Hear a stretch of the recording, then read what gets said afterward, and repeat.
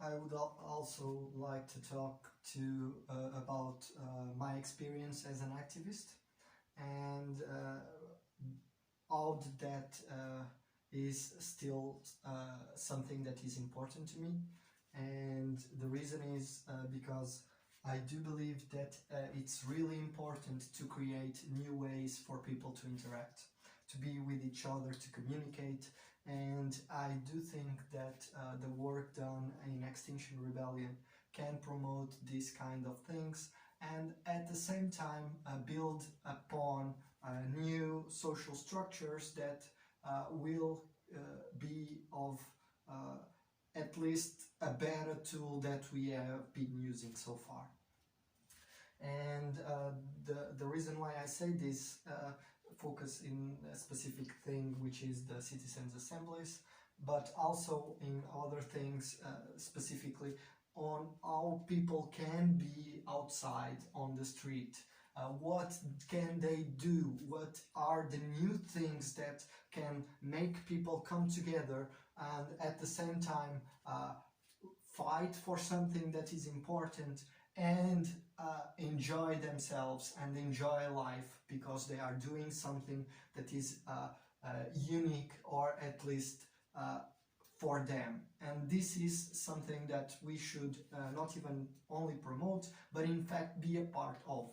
And for this reason, I do still believe in my strategy that I tried to bring upon a few months before. However, I would simplify it now very quickly. We should try to bring citizens' assemblies the most quickly and start to do it on places that can be or disrupting or at least innovating. And the citizens' assemblies, it's one of the primary goals. The second thing is teach how create social disruption, but use it for educational purposes and at the same time as a tool for us to create the focus towards something that needs to be changed. And the way we can do that is civil disobedience and action.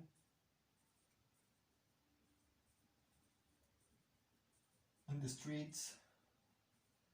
But think it through, bringing it closer to the emotional part by doing social, interesting and profound objectives with specific targets and specific goals or demands to be fixed or changed. And furthermore, it's important also to apply this in a concept that we can learn from it and also give it away so that other people can use these techniques also to improve their communities, societies, countries, continents, and the world in itself.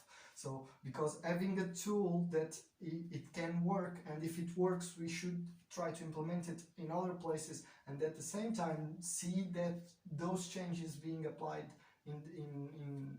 with the people, it's really important and can bring a lot of change. And these two things, and a third one is make a strong social impact. So the objective is always to bring very strong impact. So it's always necessary to create movements with a lot of people coming together for the right reasons. But to create those movements, it's also to understand what is the effort needed to make something that can create exponential growth and be at the same time sustainable and do not over-consume the people that are doing it.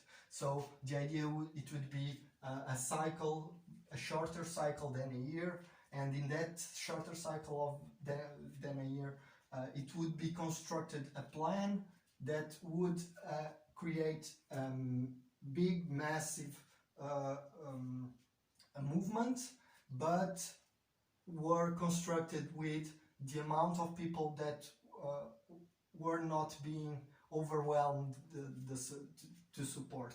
And to do that is a small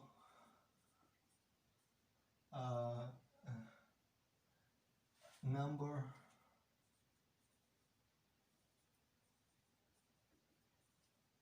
and I